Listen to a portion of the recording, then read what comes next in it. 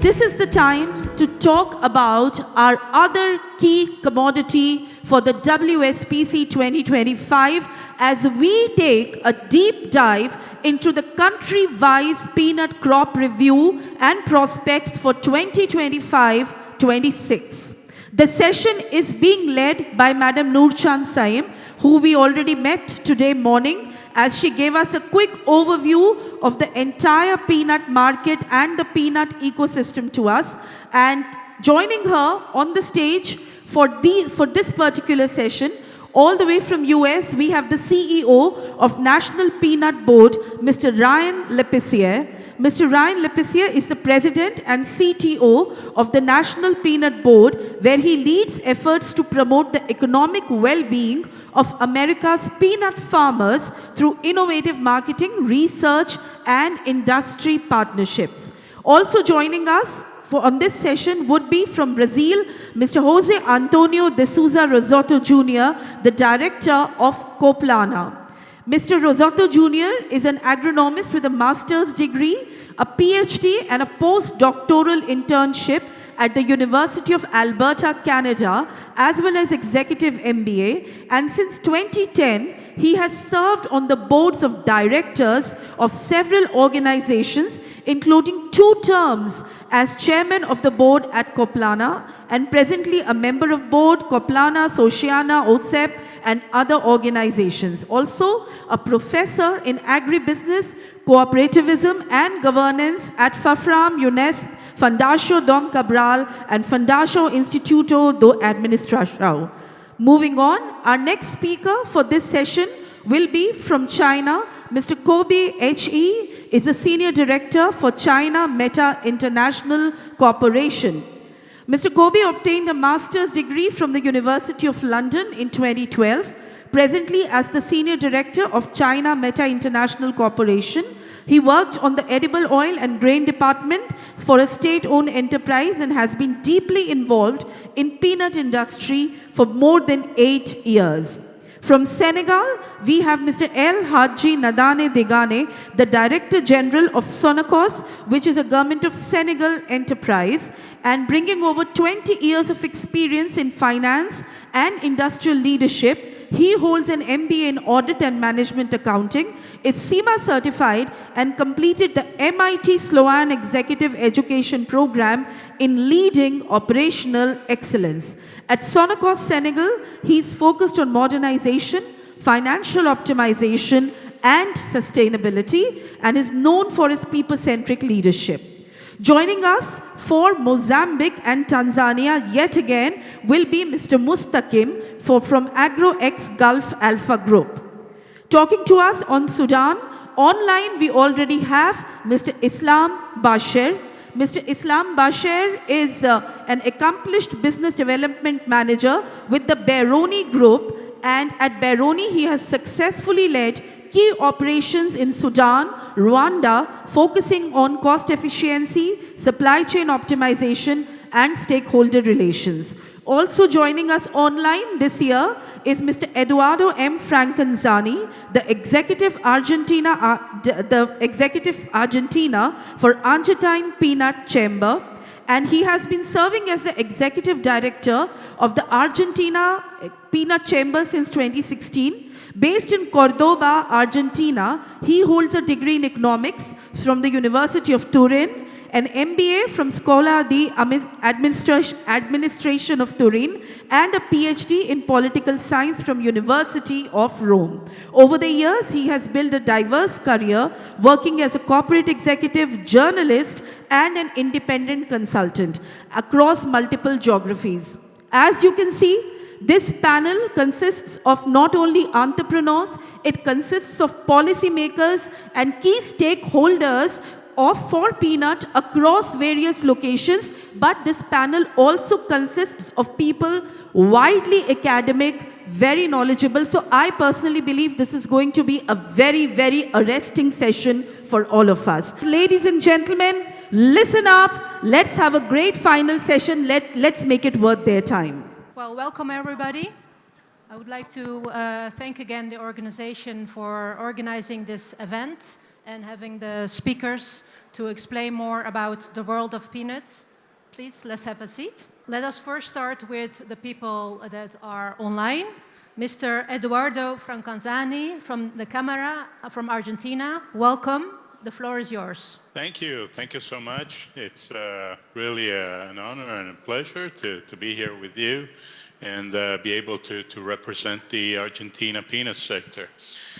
So let me share my presentation with you. So obviously I'll be talking about our current crop situation in Argentina, starting with the planted area that we had this year, which was quite large if compared to the last few seasons. You can see here a chart with the representation of the hectares that have been planted in each of the last 10 seasons or so. And you can see that usually we have between 350 to a little more than 400,000 hectares as total planted area for peanuts in Argentina. This year we had 514, according to the latest figure by the government, which collects some fiscal declarations. So it's a pretty reliable source. And it's a record in terms of planted area in Argentina. So big, a lot of hectares in this season. We can also take a look at how these hectares are distributed among the provinces in Argentina. Most of you know that Cordoba is really the center of the peanut sector in the country, even though its relative importance is declining a little bit. It was about 80% just 5 years ago, more than 80%, 75% or so in the last season. It's now a little declining to about 65% in this last season, while Buenos Aires is picking up almost 20%, going up from 10-12% in the last few seasons. Another big area is Santa Fe, which is also gaining importance. And again, La Pampa and San Luis are really relevant provinces. But the big issue is the relative importance of Buenos Aires, which is really becoming a strong second tier in terms of planted area. Okay, now we take a look at the yield. We have the figures for the last 10 seasons or so. We had a very good performance in the previous season, the 2024 crop, with 2.7 tons per hectare. We're not there this season, but the performance is still fairly good, with very close to 2.5 tons per hectare as an estimated yield for this year. This is a look at the exports in the last few seasons. We had this is a figure in U.S. dollars. Last year was a record, 1.2 billion worth of both blanched HPS as well as oil and expellers. So very good performance. Take a look now at the exports in the last few months, and I think this is interesting because we can see the effect of a drought in the 2023 crop. The yield that year was very low. We have seen it in the previous chart. We had 1.77 tons per hectare of yield, of course, very low according to the standard. The average of the last 10 years is about 2.5, in line with the performance of 2025, of the latest crop. But of course, in the second half of 2023 and the first of 2024, you can see the decline in exports going down from an average of 60 to 50,000 tons per month, down to 40, then 30. And then exports picked up again with last year crop, which was fairly good. We have seen it, a very good yield and then fairly good area. So we went back to an average of 60 to 70,000 with some peaks you can see here in the second half of 2024 of 80,000 tons of exports for the Argentina peanut sector. Okay, now a look at the distribution in terms of geographic areas. We divided all the destination into three categories. Of course, the European Union, we all know, is this strong market for Argentina. We have a fairly good market share in this area. We then considered other countries which have fairly high aflatoxin limits and strong demand for quality. So we can see that European Union, both in 2023 and 2024, about 2/3 are represented by the European Union. Another 15 to 20% other countries with fairly high aflatoxin limits, and then all the rest, about 145,000 tons in 2024, other countries around the world. Here's a look still of the main market for Argentina, comparison of the first half of 2024 and 2025, and the exports of Argentina and other big players in the European Union market. Also, you can see the effect in 2024 concerning the drought I mentioned, especially in the first half of 2024. There was really low availability of peanuts due to the low yield, and Argentina ended up the semester with just shy of 130,000 tons. Whereas this year we are talking about more than 220,000 tons, so a big performance compared to the previous year. Okay, this is a look, important factor, of course, a look at the average price for the last few months, last year and a half or so.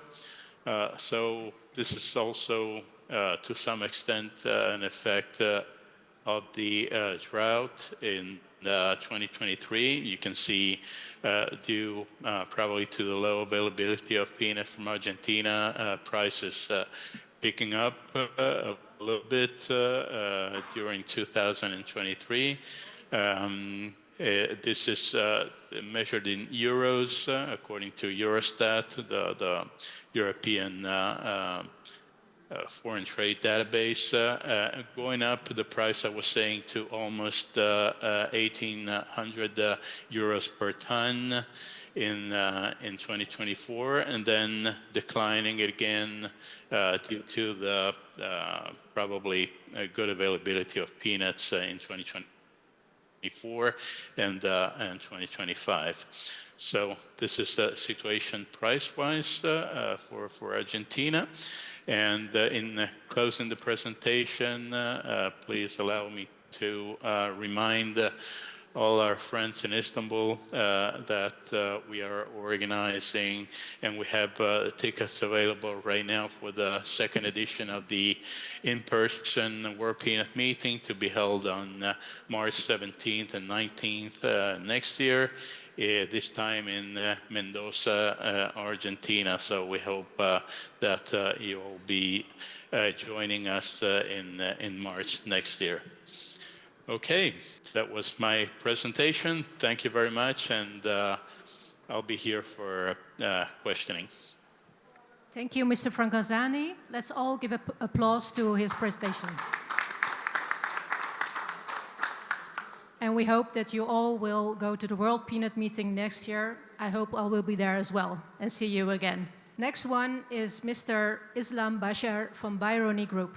Thank you. Yeah, so in Sudan, we have two varieties of peanuts. We have the Spanish type and the Ashford type. The Spanish type is mostly used for crushing grain and oil. As you can see from the map, these are the areas that the Spanish type are produced and grows in. It's mostly concentrated on the west, and 90% of Sudan's production of peanuts is that Spanish type. We also have the Ashford, which is a bigger size, more like the bold, and it's mainly in Al Jazeera state, and it's mostly irrigated there. For Sudan production numbers, now from here, you can see in the graph here from 2018 till 2025. Since 2018 till 2022, before the war, there has been an increase in production steadily. And that's mainly due to Sudan opening the protocol for export to China. In 2023, the year of the war, there has been a massive reduction in production. And it went up again also in 2024, but not the same as before the war. You can see here from the map, the production numbers, the main states of Darfur and Kordofan, they produce more than 90% of the peanuts in Sudan. So, and it's all rain-fed. So as you can see from the numbers here, there was a peak in 2023, but then after it, the numbers have dropped massively.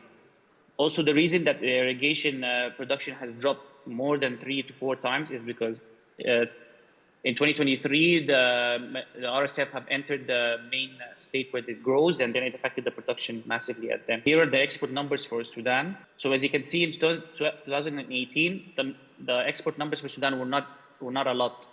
It's until the opening of the China protocol was approved, then the production number went up steadily.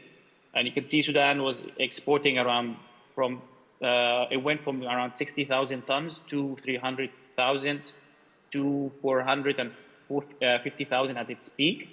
And then after the war, during the war, when the war started in April 15, the numbers, we don't have, I highlighted in orange because the numbers are not really accurate. We're not sure if these are the real numbers, that 90,000 is the true number or not.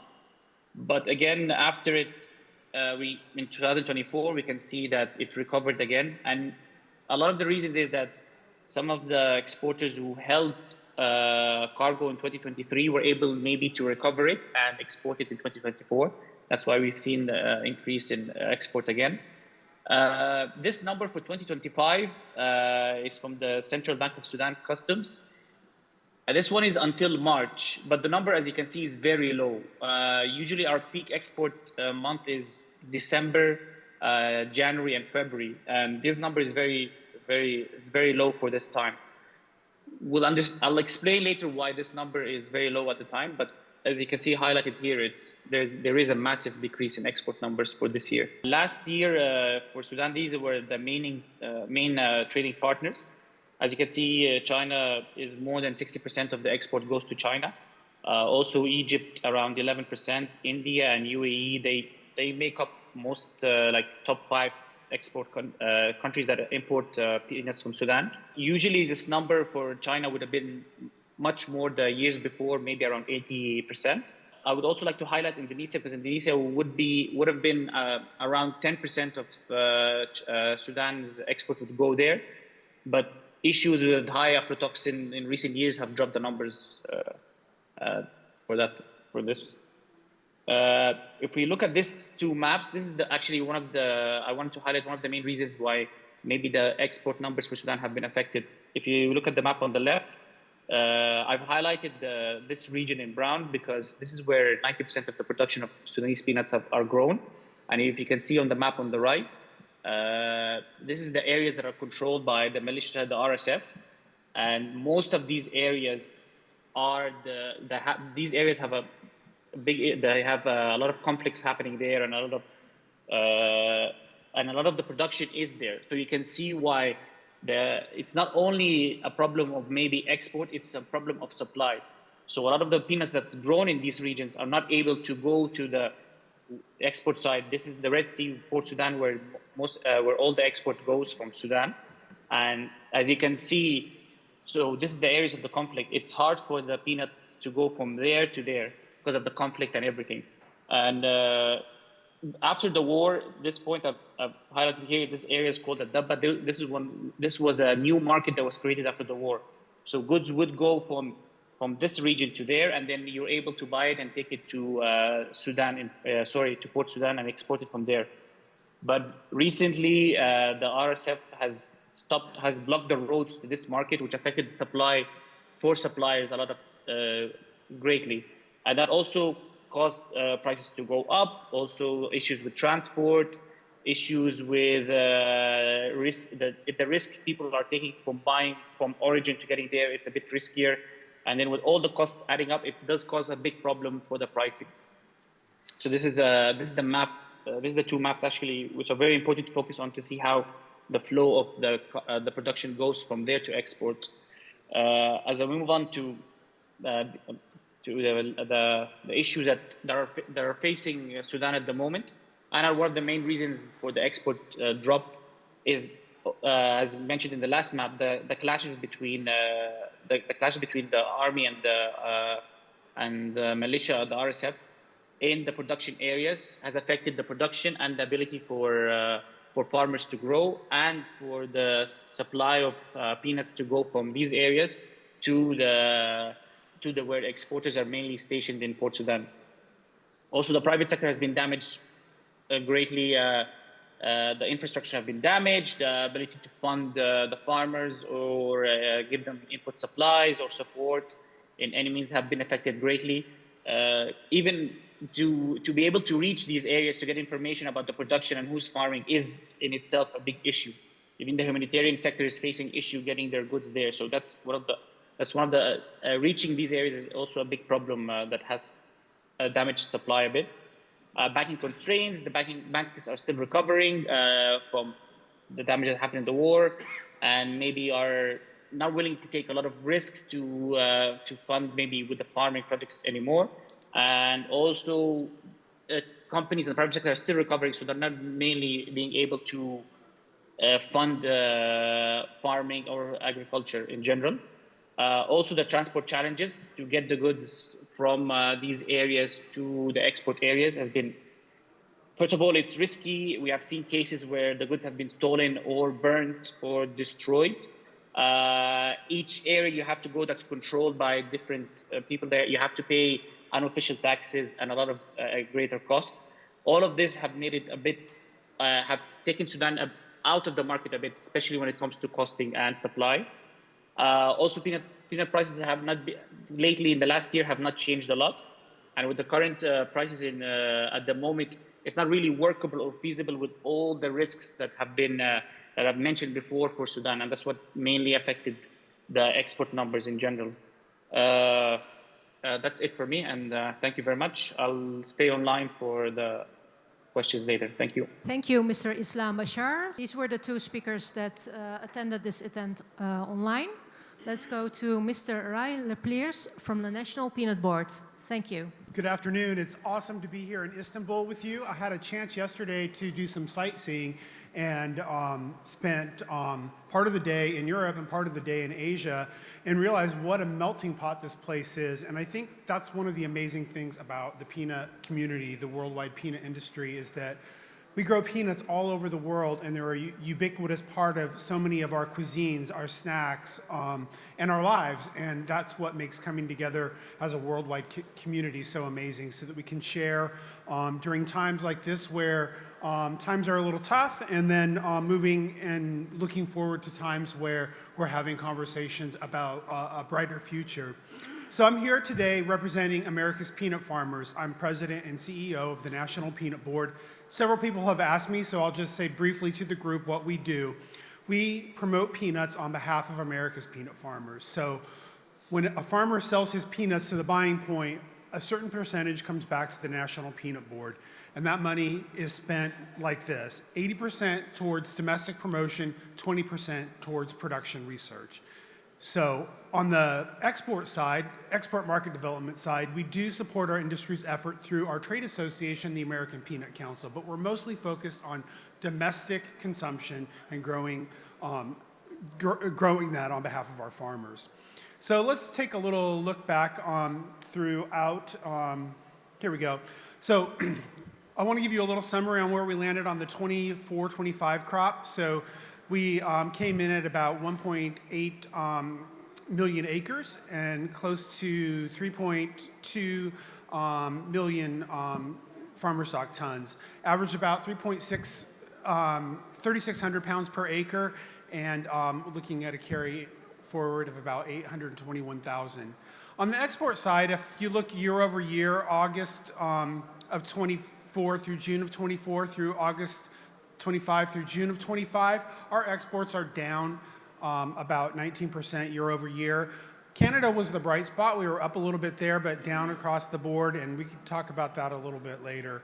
You can see our production area for the United States 24-25 crop. Most of our production is consolidated into the southeast region. Georgia is the #1 producer of peanuts in the U.S., and I have a chart showing this in a second. I don't think you can talk about supply without talking about demand. They work hand in hand, right?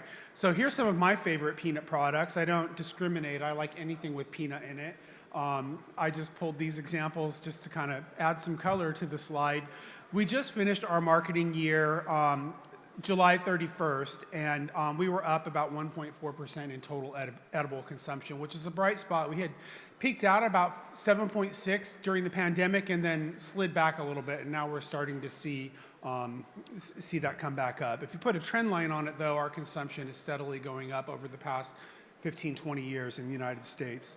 I think people love peanuts. They're part of our lives. So in the United States, peanut butter is a huge portion of our consumption. Over 50% of our peanuts go to make peanut butter.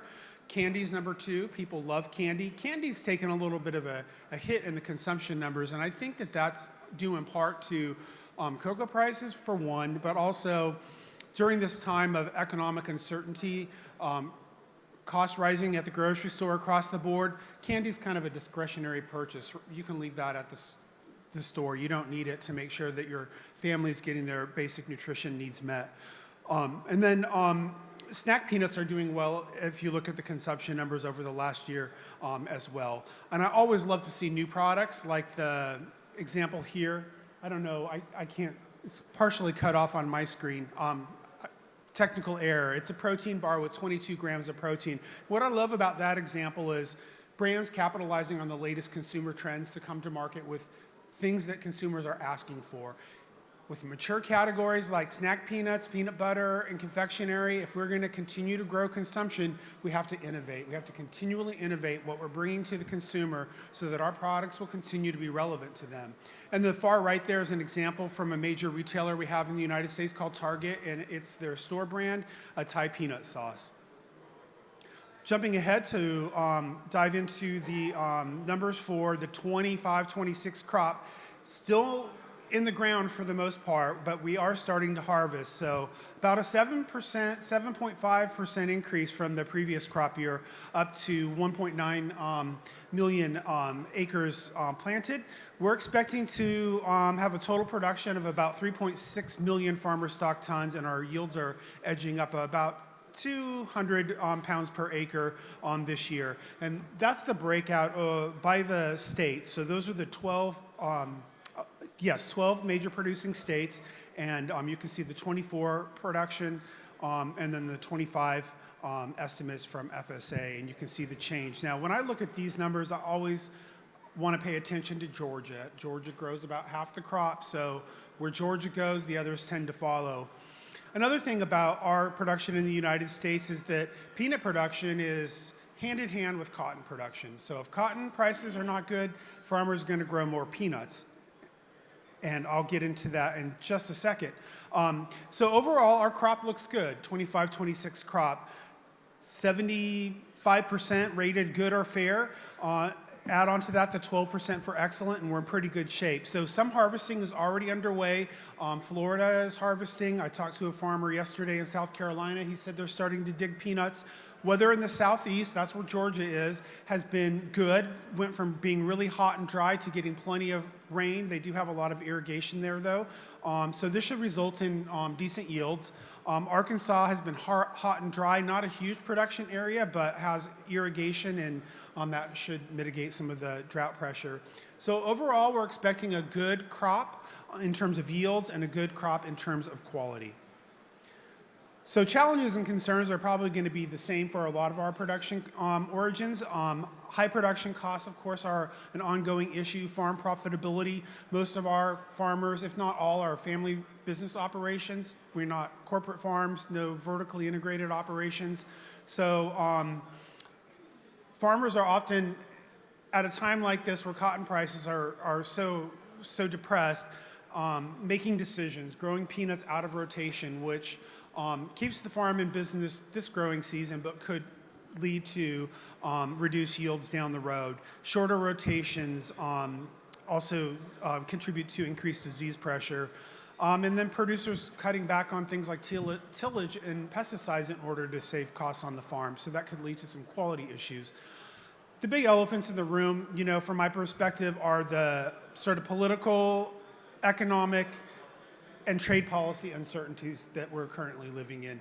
Tariffs that have been announced, but nobody has any idea what will actually happen when they're implemented. So these create volatility and uncertainty, which make pretty much all business nervous, but farmers in particular.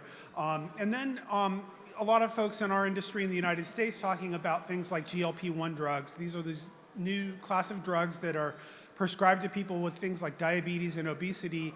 And one of the things that they do is they dramatically reduce people's appetite. So these drugs are an opportunity to showcase peanuts or peanut butter as a food that these people taking these drugs can eat that provide the protein that they need, but also a challenge because if they're eating less food overall, they have fewer calories to consume in their food diet budget. And then, of course, protein is super hot in the U.S. consumer market right now.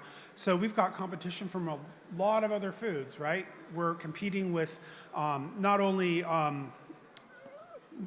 other sort of natural sources of protein like animal proteins and soy, but also products that are engineered to have a lot of protein, and so the consumer has a lot of choice. That said, during times of uncertainty and challenge, I think the future is bright for peanuts, right? We grow a food that is delicious, which is one of the top two drivers of consideration among consumers. Affordable, prices too. Taste is one, price is two. We hit two of the boxes. And then we're looking at a plant-based future, right? Where we're consuming less animal proteins and more plant-based proteins. Peanuts are one of the most affordable plant-based proteins to produce. And then the fourth factor is sustainability. I can't think of another protein crop, maybe lentils, that can compete with peanuts in terms of sustainability. And as we move forward and we start to serve the next generations of consumers, Gen Z is at our doorstep as we speak, and they have different concerns and different demands from the people who feed them. We are poised to meet those demands as long as we're poised to get on the same page to tell the story about how the food that we produce meets the needs of today's consumer. So I hope that leaves on a positive note, even though our supply situation isn't great right now. We do have a bright future, and I look forward to working with all of you as we seize those opportunities to make peanuts shine in the places where they really stand out the best. Thank you so much. Thank you, Mr. Ryan Lepicier. So that was the USA. Let's move on to Brazil. Mr. Jose Rossato from Coplana. Thank you, Nurcan. First of all, good afternoon. Hello, everybody. So first of all, I would like to thank you, Mr. Vatsa, for the invitation, and also congratulate you and your team for the very organized event. Before we go to the outlook about our country, I just want to take a comment about where we are nowadays in terms of peanut business.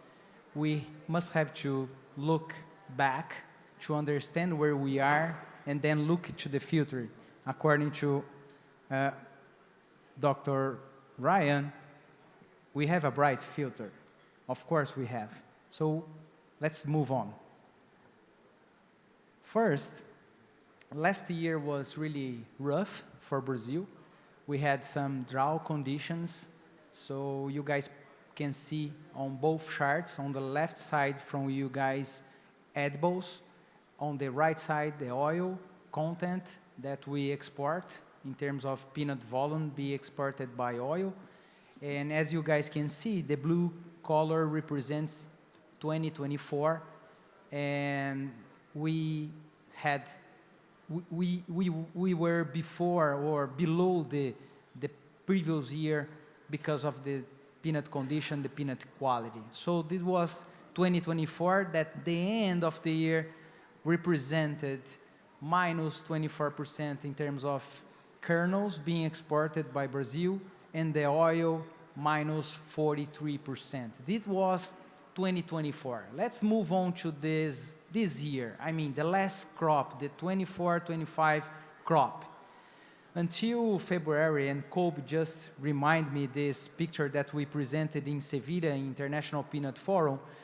At the very end, everything was perfect. Field was amazing. I used to pass by this peanut field every single week, and we're supposed to have the best crop ever. Suddenly, in less than 1 month, that was the situation. So again, drought conditions. So the peanut, despite it's a resilience plant, they suffered. So that means we didn't have the good crops, we didn't have the good yields, and also good quality. The numbers that we got from that season, and also this is our forecast, the current forecast for this year, the 2025, we are very concerned about quality, and we don't think that we are going to reach 270,000 tons exported by Brazil, based on the quality that we are exporting so far. So looking to the last 20 years, as you guys can see, Brazil has jumped year by year in terms of kernels being exported. However, last year, as we just mentioned, was rough for us. And to 2025, as you guys can see, accumulated from January to July, we reached 150,000 tons, just kernels, just edibles, peanut I'm talking about. So it's very difficult to see that we are going to reach those numbers. So for this peanut that Brazil has exported since the beginning of 2025, so far, where we are shipping those peanuts to overseas. So let's take a look in this chart, and you guys can see Russia #1 is still #1. Argelia is an important market for Brazil despite the financial situation right now, and European Union is always our dream as a Brazilian exporter. Then comes China. For the first time ever, China reached the first position in the month. So July, China represents the biggest amount of peanut that we exported, and as you can see on the chart, accumulating number, China is second place. So Russia first, and then China took the second position. This is unusual for Brazil and China relationship in terms of edible. On the other hand, if you take a look to the oil, then there is no good news here. There is no new information. China has been the first position for many years and represented the main market for Brazilian to export our oil to China. So as you guys can see, and way behind we have Italy. Let's take a look in the new crop that we are just about to planting. So 71% represents the state that you guys can see on the chart. It's São Paulo state. For those that has been not in Brazil so far, São Paulo state is like Cordoba for Argentina, it's Gujarat for India, and also Georgia for US. So 71%. However, in the last 2 years, we have seen peanut being spreading out to the country. So the states that I highlight with the orange dots represent where peanuts are going in our country. And going where? Taking away some soybean areas, some cotton areas, some pasture, grass that represents, believe it or not, if we get the totally amount of pasture that Brazil has, represents 10 times Gujarat area. I just mentioned Gujarat in honor of you and just to make a link with your country. So that means we still have room to be bigger and to increase our land in terms of peanut production. However, if we take a look to the 25-26 crop that we are just about to planting, we are facing 20, 25, some growers and some shellers, they say about 30% decrease in terms of area. Why? We know the reason, and we already talked about previously by Edoardo and Ryan presentation. So prices matter. So what are main challenges for us in Brazil in this crop season that we are facing now? Weather, based what we have seen the last 2 previous year, it's always a trick. It's always something that we need to take a deep look about. So we don't know how it's going to be the weather. The other point, and previously the Sesame business guy from Brazil, they mentioned about our interest rate. So 15% a year is the interest rate that we pay in order to get money from banks, the borrow money. So this is the basic taxes that represent such amount of money that we deliver to the financial institution. And then comes the price. And besides the price, the peanut price, internationally speaking, we also have our ratio between our own currency and the US dollar that has decreased as well. So this combination between peanut prices, internationally speaking, and our ratio between US dollars and our currency in Brazil is not playing in our side right now. But if you take a larger look, 20 years, where was prices for peanuts in the last 20 years? 2 decades. Then we're gonna see waves like you guys can see clearly. And the average around 1,500 US dollars CIF. So we are below the average. That explain why we are gonna see a decrease in terms of peanut being planted for the next season in Brazil. So the expectations looking to the future. Europe for us is always a dream. We always think about Europe, but at the same time, we see the aflatoxin and the pesticides are the main big challenge that we have. So as you can see on the left side is the amount of peanuts in the green color, green light color, the total amount of peanuts that Brazil has shipped to Europe in the last 25 years. As you guys can see clearly, it's stable, it's flat. We couldn't get over and get bigger amount of peanut being shipped to Europe, despite how much Brazil has increased the total peanut being produced in our country. And also, being part of our peanut chamber in Brazil, I can tell you guys that we have improved our controls, our internal controls. So every new company that comes to Brazil to produce peanuts, we invited to join our chamber in order to have the same rules, the same mentality, the same mindset, that we can have a standard, and in the future, the bright future that Ryan just mentioned, we can be in Europe more relevant.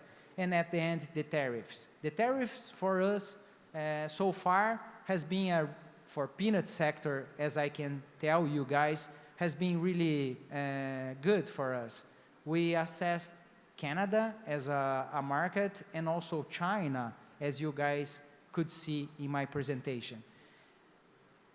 Challenge year, challenge crop season coming, but bright future. If you think about 2 more billion people coming in the next 2 decades. Again, 2 billion more people are coming to this planet looking for food, and we are here to serve the best peanut with our colleagues as the main suppliers right now. So I think we will just take a look in the future in order to give the challenge that we are facing a little more lighter right now. So thank you so much for your attention, and thank you for the invitation to come. Bye-bye. Thank you, Mr. Rossato. Let's hope that you will exceed the 23 numbers and export more to Europe. Moving on to the country that imports a lot from Brazil, China. Mr. Kobe, hey. Good afternoon, everyone. So it's a very great honor to be here, and thank for the Sesame and the Peanut Conference to invite me to come to share about the China peanut market and the scenario for the prospects for the Chinese crop. I want to show some data, because my PowerPoint show many data and some policies that I want to give you. All the guys have a clear idea for the picture in a reality of Chinese peanut. So let's get started. My topic is China peanut crop perspective and outlook. So I will separate into 4 parts: China peanut crop prospects, and China peanuts and peanut oil market, and China peanuts and peanut oil import analysis, and the other is future trend outlook.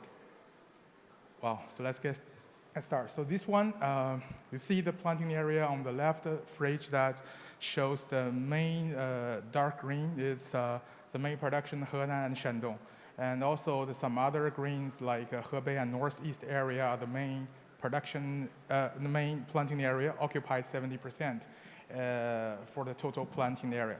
And then this year we are in 24-25, we have 450 million hectares, which is almost like 10% more than 23-24 year.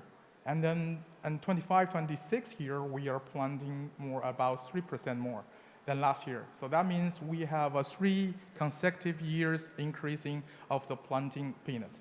And then why? Because this year, as you see, that soya and the corn prices is no competition compared with the peanuts and the planting areas, and also have the lower land rental costs. So it will be a fact for sure about the planting more peanuts.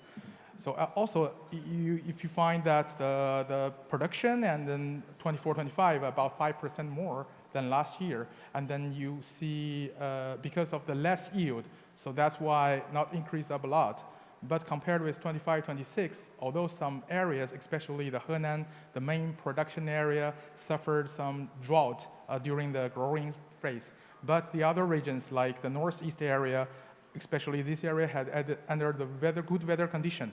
So what we can be received that in a conservative estimated that 25-26 crop will be about 3% more than last year. So which indicated about 10.5 million tons. This is peanut kernels.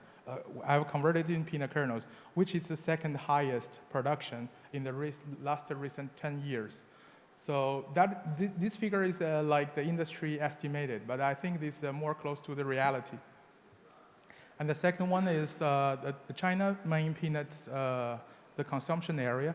China is a major peanut producer. The market right now is basically self-sufficient nowadays. In 2025, the #1 central document, which is issued by the government, does to support the expansion of the peanut planting for the first time. And the second one is China is the world's largest producer and consumer of the peanut oil.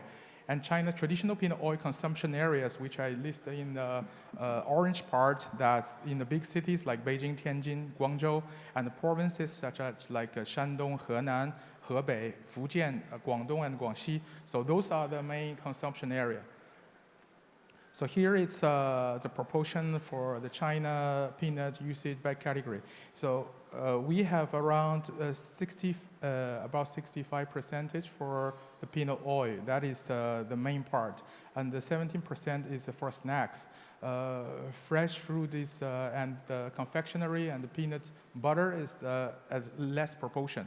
But for the food consumption, we produce raw, blanched, boiled, deep processing products. And fancy products like layering snacks package unit.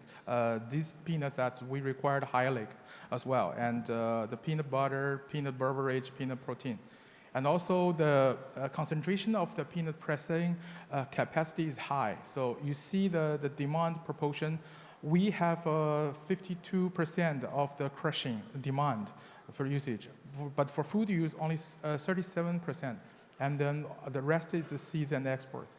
So as you see the big brand and the regional crushing plants and smaller oil crushing mills. And farmers keep their harvest good quality of peanuts by crush by themselves as their own consumption.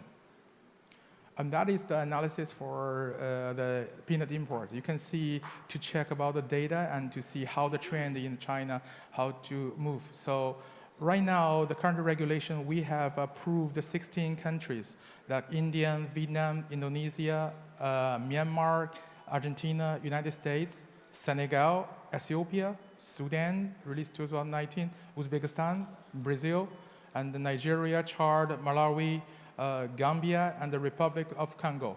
These last two is released 2025. So 5 more countries since last year. That's more will be in the future, I believe, because China and Africa have more good relations in the long-term run. So the 50% of Africa countries occupied, about 8 countries. And then China importing from totally 53 Africa countries are tax-free. So that means we will be open more Africa countries who have peanuts to export. And then also you check the chart that is from last 10 years about the import peanuts. You can check the volumes. The yellow is the kernels, the green is peanut in shell. And in the past decades, China imports have grown significantly and the volume fluctuating based on domestic market demand. And in both 2020 and 2021, you see that over 1 million tons totally. But after that, because of the pandemic pass, so the demand is getting lower, and then the import is very less.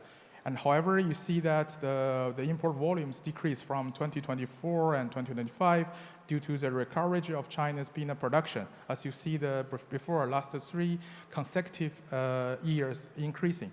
So the sluggish demand and the more countries opening up, so the impact on the Africa government policies and also the Sudan civil war situation.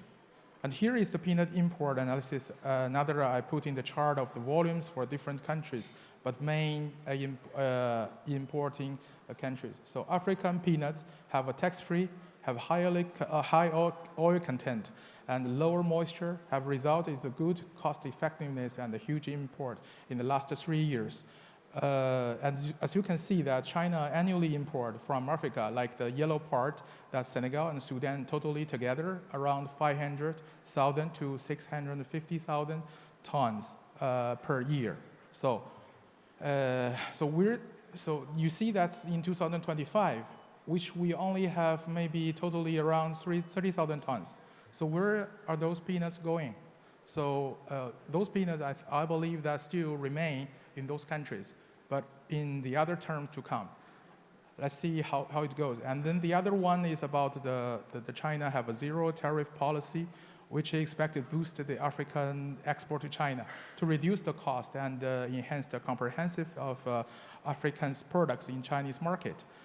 Which means that 100% of the tariff lines of goods import from those 53 African countries will enjoy the duty-free treatment. That is a very, very big influences. And also you see in contrast that you check the United States, which we import from 2024 to 2025 because of the tariff war that we face some challenges. And we import from the main sources come from United States is peanut in shell.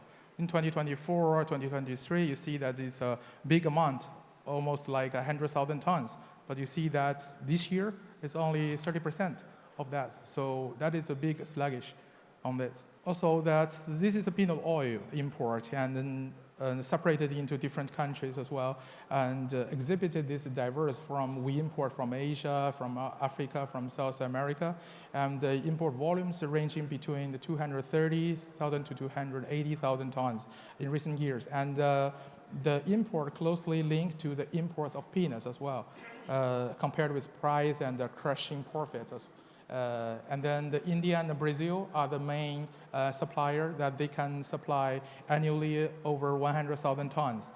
You see the chart that the interest part that is the African countries decreases about their export for the peanut oil, and then the other is the main player is the Indians, and increase up and steady at a higher level.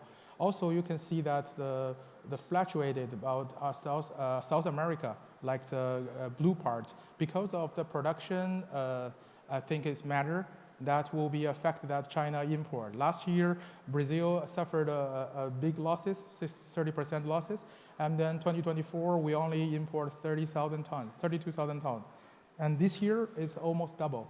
So, and also you see the Senegal exports very less peanuts, but this year, so far that's already import around 3,000 tons. It's a good volume. And the last is the future trend outlook.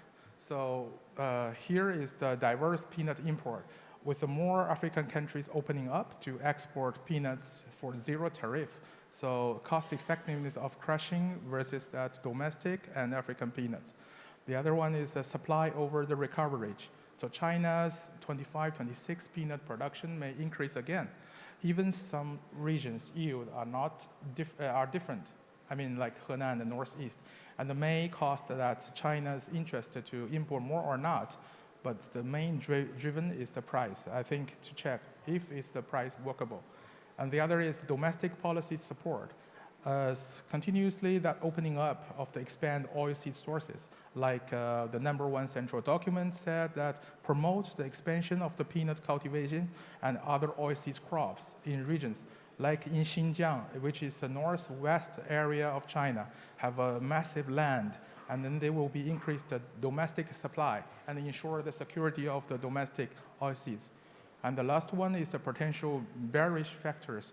You know, the more worldwide supply here is in reality, and the sluggish, the demand cannot be support high peanut oil prices in China in the long term. And then as well as you compared with the sunflower seed oil and the corn seed oil, so it cannot be last in the long term run. So, and as a large scale harvest will take place recently in coming the October. And then we believe that the market will have a concentrated manner to the market, more peanuts available, and seasonal supply pressures likely to gradually emerge, and then which may be increase the downtrend of pressures for the peanut price as well. So this is the point view of the peanuts in China's reality. So thank you very much for your time. Thank you, Mr. Kobe. From the biggest producing country, China, let's go from Asia to Africa to Mr. El Hadji Ndane Diagne. Thank you very much, and good evening to everyone. And would start by thanking the WSPC for inviting us and for the amazing organization. Would like to take you through the Senegal peanut. And I think you've seen some numbers from Mr. Kobe, my friend, presentation. Some of them can be discussed, but we are not very aligned. And we are giving the very exact numbers that we have done from Senegal's perspective. So just for this presentation, I will be, first of all, making an introduction of Senegal itself, and you must have known, but just refreshing, and also the company, which is the leading company for peanut business, the peanut production in Senegal, and then talk about the Sonacos operation for you to have a better perspective of what we're presenting, and ending by giving the outlook for 2025-2026 season that we're heading to. Just, this is kind of a brief presentation of Senegal. We are a West African country, completely to the west, the westernmost country in Africa. And Dakar is the capital, which is a very nice city that everyone must visit. And I think that maybe next year is already fixed, but the other year we'd be happy to host also the conference. We speak mainly French, but some of us speak English as its intentional language. For our economy is also driven by agriculture, and groundnut is something which has a very long heritage that we got from a long time, and it is something which is very important for us. So the peanut legacy that we have is that we are the one of the, I could say the third peanut producer in Africa after Nigeria and Sudan, and it contributes also significantly to the rural livelihood, and we have a tropical climate which can also support the peanut cultivation. And since we have got a new government in 2024, the government is heavily promoting agriculture, and amongst the varieties of or the species that they are promoting, we have peanut. So that's a new vision that the President and the Prime Minister have brought, which are also aiming to modernize and boost also the agro-industrial exports. Just the company which is running the show when it comes to peanut in Senegal is Sonacos. It's the largest government company in Senegal, which is interested with the task of adding value to the peanut through collection, oil extraction, and processing. So peanut, as I was saying, is something which is very important in Senegal because it's touching 22% of the population. And Sonacos is mainly involved in the agriculture part, the industry part, and also the distribution part. It means the whole value chain we are involved in. Just as a presentation of where we grow peanut in Senegal and also the varieties that we have. But more importantly, you will see in the numbers, in the historical numbers, that we have moved from 1.7 million tons to a year over year falling to 731,000 tons. Why so? But when the new government came, they say we are not happy with giving numbers which are not accurate. If we don't have traceability of our production, that means these numbers are biased. So going back to that, the government has reworked the numbers and tried to give the exact number or the exact production which could be traceable, and we can say that exactly this have been produced and this have been marketed or this have been consumed. So that's why we have now from 1.7 million, we have fallen to 731 million. And now we have a clear view of from where are coming these 730 million tons.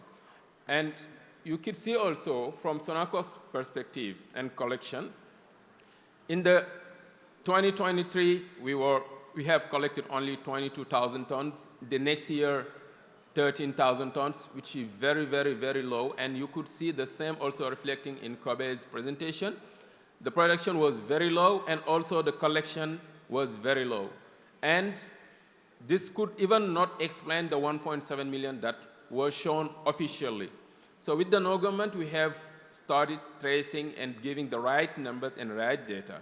And there, the company with the new system has jumped from 12,000 tons to 155,000 tons of collection and also this is what we are putting in the value chain and adding value to this volume. You could see also in the other table the price evolution, and you could say that the government has the government itself is fixing the price from the farmer, and the price last year was around, let's say, $0.06 per ton, per kg. This is all the place where Sonacos is operating in Senegal. This is the map of Senegal, and we are operating in now 8 places, and maybe by next year adding one more to have a better mapping of the peanut value chain in the country.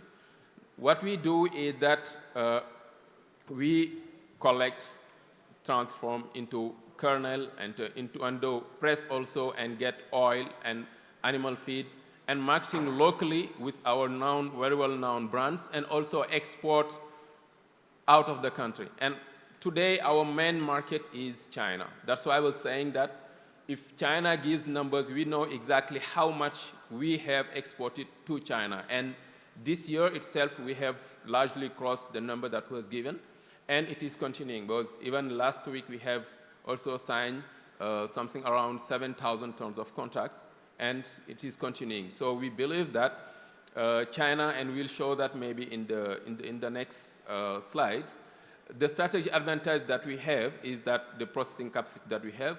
Also, the main thing where we are focusing is the quality. Also, we also have a trade fair commitment, and also position to meet global demand, especially being in China, in Asia, in Middle East, North Africa, and also to Europe. Our main competitors when it comes to that is definitely Brazil and Argentina. And I think maybe we can see how to better talk so that Chinese don't screw us down. I think we need to discuss about it. So coming now to maybe the last slide, talking about the outlook for 2025, 2026. Last year, as I was saying, we were around at 731,000 tons. This year, with all the given data that we've collected so far, we believe that we will close the year or the season at 850,000 tons, because we have an increase in the area planted. Planted is already closed. We have done the inventory. And we believe that there is something like between 8 and 10% of increase in the area. And also in terms of yield, with the support provided by the government in terms of agri-inputs, we think that there will be an increase around 7%, and the total will give a year-over-year an increase of 15%. Coming to the government policies, as it happened last year, the early period of the season will be marked by an export ban, and maybe only local producer or local players will be able then to collect and to do procurement as we did last year. So there will not be any export for others, so as they could come inside the country, buy the peanut, and then export it in a raw form. But later on, it will be allowed, and that is the case as it is happening today. Only Sonacos is able to export peanut and also export peanut oil. We also had a very strong support from the government, because on 22nd of last month, the government, led by the Prime Minister, has clearly shown their full support to the company and say that we will give you full support so that you can reach the aim that you have for the value chain and for the business. With the strengthening also of the diplomatic relationship between Senegal and China, we can expect also an increase in business volume. It should be noted that Senegal benefits 10% advantage as compared to Brazil or Argentina when it comes to the oil, peanut oil export. And we believe that for next year, we'll be able to export approximately 50,000 tons of peanut oil and 70,000 tons of peanut kernel. So that's all for us. And if you have any question about Senegal and Sonacos and the peanut business in Senegal or West Africa, we'll be happy to answer it. Thank you very much. Thank you, Mr. El Naji. Let's hope that in 2 years we will meet each other again in Senegal. Then the last person is Mr. Mustakim, but I believe there is no presentation made, right? Let me tell you about Mozambique and Tanzania peanut. So in the morning we were also in the hurry. So let me just give you a small introduction about my company, Alpha Group. It's almost 2 decades old, family-owned company. We are present in East Africa, countries like Sudan, Mozambique, Tanzania. And in the western coast of Africa, we are in Nigeria, Togo, and Ghana. So for the peanut, we are mainly in the Mozambique and Tanzania. Mozambique and Tanzania have a very stable and very small crop of the peanut. Yearly, since last 3 years, Mozambique is producing around 30 to 40,000 metric ton of the crop, and Tanzania have like 40 to 50,000 of metric ton of the crop in the current since last 3 years. Unfortunately, there is a crop was not good in the both country because of the rain and the flood problem. So crop was there, but crop was almost half compared to the last 3 years. So most of the crop went for the local consumption. The session time for Mozambique and Tanzania peanut start in the month of May, and the crop come in June and July from the farmers to the exporters' warehouse. Major destinations to the Mozambique and Tanzania peanut is Indonesia market. 80% of the crop is consumed in the Indonesian market.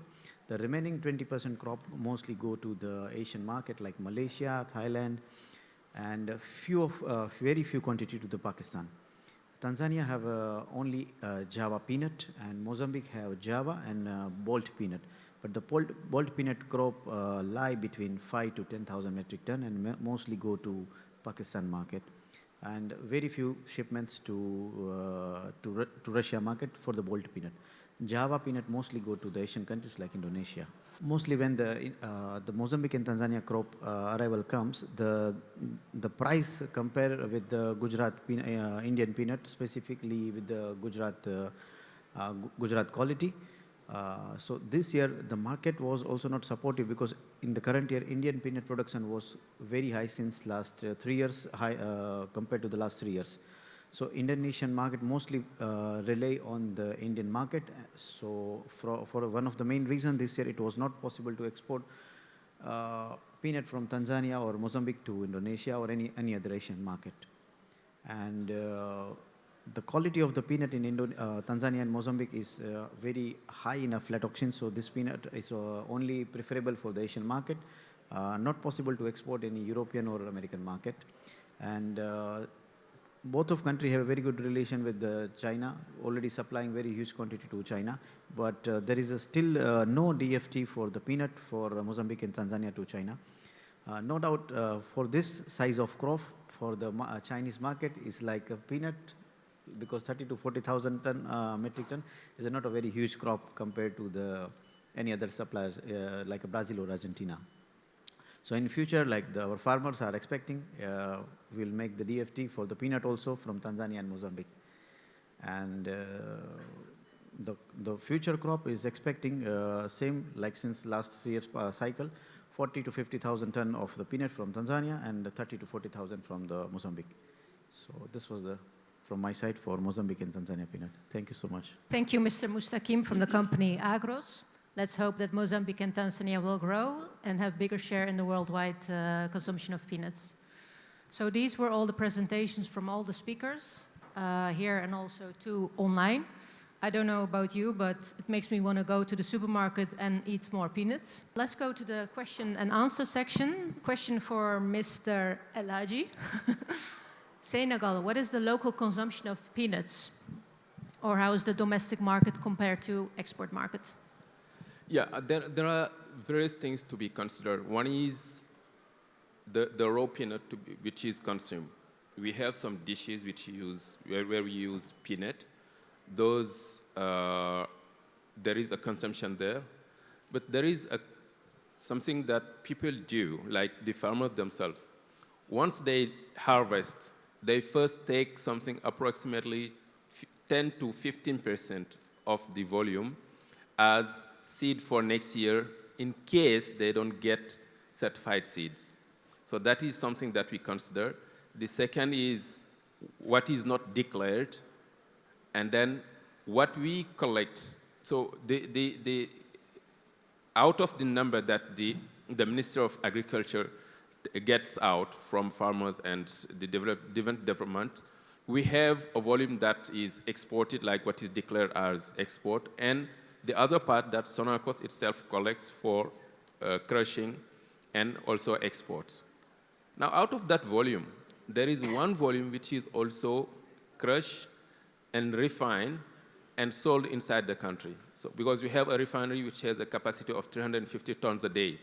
So we refine and sell inside the country. And the most famous brands in Senegal are held by Sonacos. So we have also that consumption. So it's very difficult somehow to trace and say that this is the exact local consumption. But basically, it turns around, let's say, 60% of the local production. And the production is mostly for the kernels. The consumption is mostly kernels within Senegal. Yeah. But in the other hand, we use the shells also for the industry. We use the shell. We use everything. We use also the cake, the de-oil cake for the animal feed. We use everything in the. That's one of the. I know. The American board CEO has talked about the interests or what should drive the development of peanut production, but I think there are even more to find about peanut. Yeah. So all of those things are exploited. Thank you. So I hope you've answered the question according to the wish of the person that asked. There's one more question for you. What is the main reason for the early export ban from Senegal? It was driven by the wish of the government to revive the industry, the local industry. Because what happened is that in the previous years, Chinese were coming in the market and go directly to the farmers and buy peanut. They were exposed in price issues and dominance or uncontrolled purchase. Because what happened is that the government is the one fixing the price. Regardless what the industrials or the other parts of the value chain wants, what the government wants is how to make the livelihood of farmers better and give them a fair price. So with other players coming inside the market, they will not be able to control that. So they put an export ban and say whoever wants to transform the peanut inside the country is most welcome. You transform it into oil, into animal feed, into whatever you want, but we'll give priority to that. So from April, we can start opening. And those who have peanut from April can think of, okay, now we can, since the industrials have already done their procurement and are done with procurement, now let's see what is the balance volume which is left. And depending upon the price, then export can go or not. Today, we don't have any exports so far. That's why I was just wondering from where are coming these numbers. The reason is the price, the procurement price was at, let's say, $0.6, which is relatively high as compared to today's Chinese market. So to export peanut kernel from Senegal and bring it to China is very difficult, price-wise.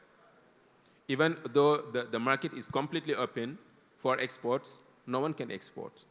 And there is only one reason for that, is the price, nothing else. Because quality-wise, we have a very good quality of peanut, but price-wise, we have a very expensive price.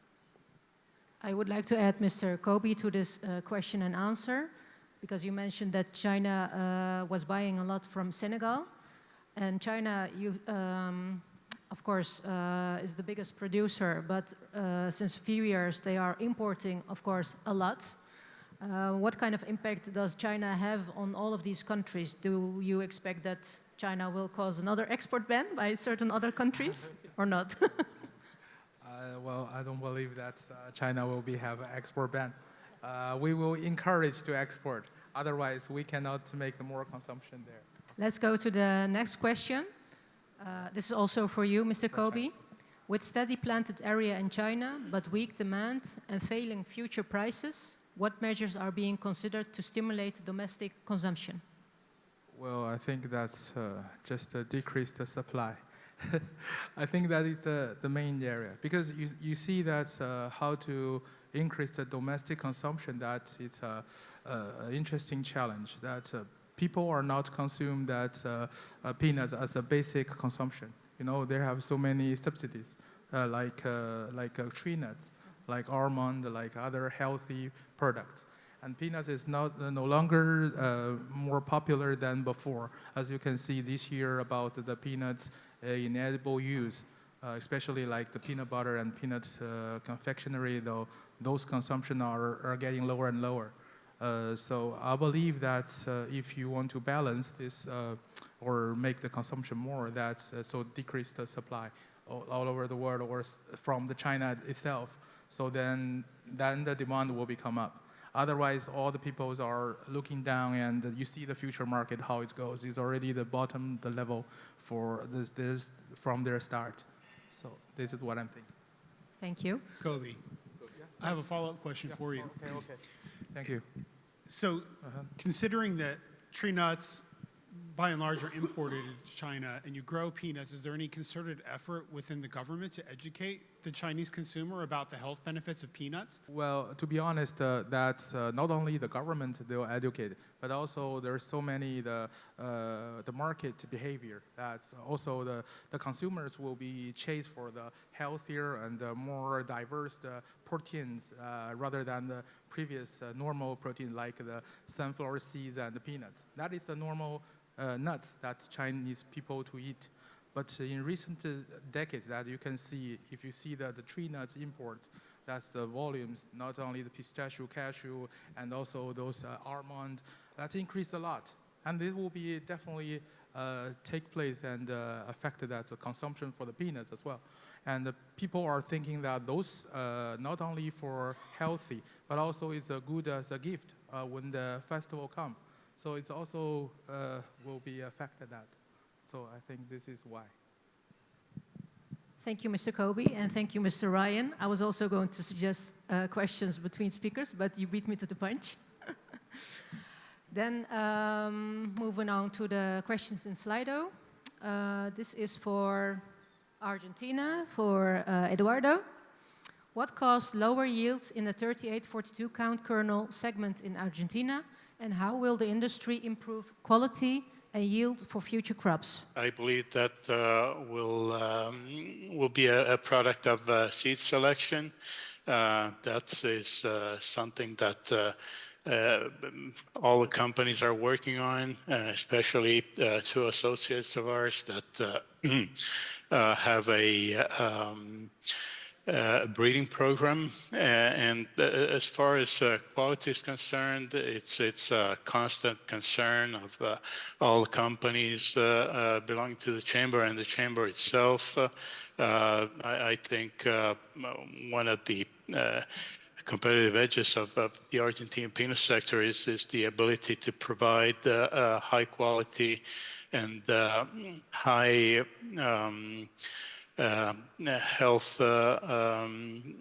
healthy peanuts, especially in terms of aflatoxin security. So it's something we continue to work on. Thank you, Mr. Eduardo. We are staying with you with Argentina, and we are adding Brazil, Mr. Jose. Any estimations on cost of cultivation in your country? Let's give the stage first to you, Mr. Jose. Yeah, that's a good question. Depends. Depends on what? Depends where we are talking as a peanut production in Brazil. And just make a comparison between the previous year and this next crop season that is coming. Basically, rental prices and seed prices, it's around half of the total production for peanuts. So considering that we are facing lower prices and considering that we are having more land available, both we are seeing prices getting down. On the other hand, for pesticides and fertilizers, we saw the prices went up. So, okay, at the end, I would say that we are facing a stable cost of production comparing the previous year and this year. And that means it's a matter if you have your own land, and then you don't need to pay for rental. And this is a great advantage to be a farmer and have your own land. But on the other hand, if you go for another land and piece of land and try to rental, then this price will be lower than was on the previous, I would say, the last 2 years that the rental prices went up. Just address just a small comment. We saw in the last 2 years soybean growers leaving the land, their own land available for peanut grower, getting the land instead they use for ourselves. So that means the rental prices that the peanut grower were paying was higher than the profitability that the soybean supposed to have having their own production. This is not right. I mean, the market was out of the game.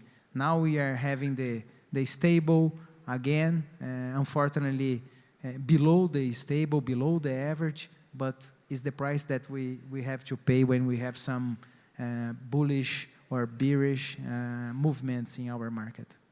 So crop rotation is important. Always. Yeah, yeah.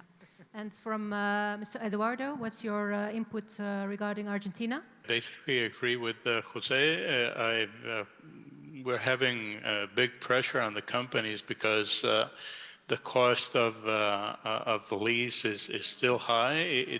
It is going down a little bit in terms of expectation for next crop, but it's still very high. And as we know, prices are quite low, so the pressure on the margins is very strong. As a matter of fact, we're running a survey for planting intention for next season, and the expectation is that the whole area will decrease for the next crop due to this. Thank you.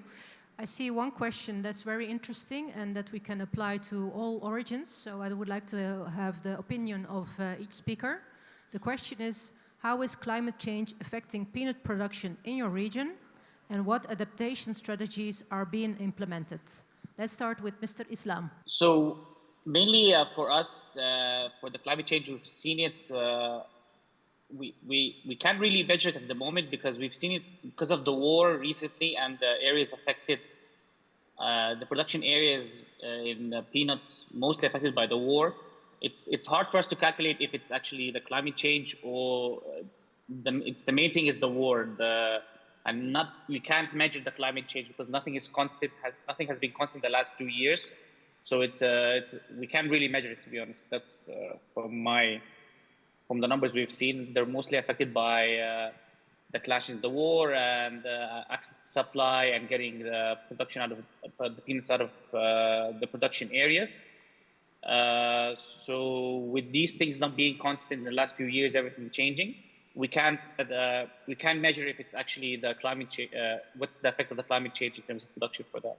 Thank you, Mr. Edoardo. Yes, it's not an easy challenge for sure. What we're trying to do in terms of drought prevention, we had, as I remembered before during the presentation, a very severe drought in 2023 crop, and which is a problem in Argentina, is we practically have no artificial irrigation at this time in the peanut growing area.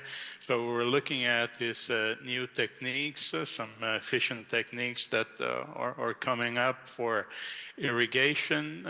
Many companies are looking at that, and obviously we're working on genetics and breeding to have variety that are more drought resistant in the future. As we all know, that takes time, but we're working on that too. Thank you. Moving on to Mr. Mustakim, Mozambique and Tanzania. So Mozambique and Tanzania both are mostly in the eastern coast, and the global warming is the only, you can say, on the long-term basis affecting as a climate part. Otherwise, natural disaster also affecting sometime like after 3 to 4 years of crop cycle. There is some just because of heavy rain or some other reasons, this natural disaster can affect the crop of the both country. Otherwise, the weather in this part of Africa is very nice, and day by day the production farmers are trying to increase, and just because of other market sustainability like the crop, like bigger country crop like India, not supporting the export market of both this country. That's the main reason the farmers are trying to to cultivate the more peanut. But if you say the climate part, the climate is much more supportive. Only the global warming is affecting to the production of the peanut in this country. Mr. El Hadji, also African country, Senegal. Yeah, actually it is affecting also our peanut production. But we could see that from a part to another with different manifestations. Let's say the way it comes out in the north will not be same as the way it comes out in the south. But nationwide, it offsets. But basically, with all that, we have a research institute which is working on it and also working on new varieties. On the other hand, also we have support by the Chinese government throughout the Shandong province with a lot of trainings to Senegal people on new varieties and the cultivation of peanut. So on that sense, we think that, I mean, it's never something that we can predict, but we're trying anyway to come out of it. But we think that in the future we'll have very new perspective to how to tackle these issues. I think the comment about North and South can be applied to China as well, given the size of China. But anything additional from your side, Mr. Kobe? Well, I think China have varieties, how to say, the measurements that they can choose. For example, I say we already have this kind of peanuts of the some like the more flood or the drought, and then they have still maintain the better production. On the other hand, and also they have to buy the future insurance. In the future markets as well, and then the farmers, they will be keep the income, so what they can make them secure. And the other thing is, I think in some areas, because China have a big land across from northeast and then central. In central, it's easy to get drought or flood. If they get drought, they have irrigation systems, but in the flood, that they have to wait. If the water cannot be removed, then they have to selling in crushing quality peanuts. That's all. But in the other region areas that will be suffered, the frozen weather, then they have to keep these peanuts as well to be crushing quality. So it's better that they buy the future insurance. I think is a better way to solve this problem. Yeah. And from Brazil, Mr. Jose? Yeah, from Brazil, I would highlight 3 main strategies. Long-term variety, looking to new variety and looking for some that we can avoid the water losses. In the short term, we have seen no tillage system, so try to keep the trash layer from the previous crop is something that we are getting. And also I would highlight the bioproducts, bio-inputs. So we are spraying bacteria, fungi that can create a biofilm around the roots. And this can avoid the water losses from plant. This is fresh, new, and we are still learning and doing research in order to have these bio-inputs being used by the producers as much as we can and try to avoid some weather losses by our yields. Mr. Ryan from the United States? My colleagues covered a lot of the same things that I was going to say, but I agree that plant breeding, I think, is a key component. We have brilliant plant breeders who now have the whole genome of the peanut to work with and sharing traits with their colleagues from around the world. And I look forward to the day that we can use new technologies like CRISPR to advance implementing these new traits into our plants. The thing that really worries me, though, is unpredictable weather. Just last year, 2024, we had a major hurricane come just a few weeks from now, at this point in September of last year, that devastated a large part of the peanut growing area. In 2018, we had Hurricane Michael that did the same thing. This hurricane came to shore in Florida and went hundreds of miles inland further than anybody would have ever anticipated. And so this devastating weather, unpredictable weather disasters, are something you can't really plan and prepare for. So one thing that we're doing in our industry in the U.S. is we have a program called the Sustainable U.S. Peanut Initiative, and it's housed under our trade association, the American Peanut Council, and funded by all segments of the industry: growers, manufacturers, shellers, and allied. And we're documenting practices on the farm year over year over year, and then uncovering opportunities that we can make improvements. Trends will emerge within the next year or so, and we'll be able to say we need to invest in X because this disease is caused by excess moisture during a certain point in the growing season, and then our plant breeders can use that to create varieties in the future. Thank you. So, well, basically what all the speakers said, it's basically a Mother Nature product, and it's weather and climate which we cannot control, unfortunately, but we're doing our best that which we can do. Yes, the last question: does Europe have any programs to support peanut promotion? I think that question is mainly for me because I'm representing Europe. I don't know if they have any programs, but from my point of view, what could definitely help is no import duties for the countries that we are being supplied by. So, but I can check, and the person that has asked these questions, feel free to send me a text via the app, and I will check it and inform you later. Thank you. Everyone, a round of applause for our panelists. First and foremost, we appreciate your patience for this.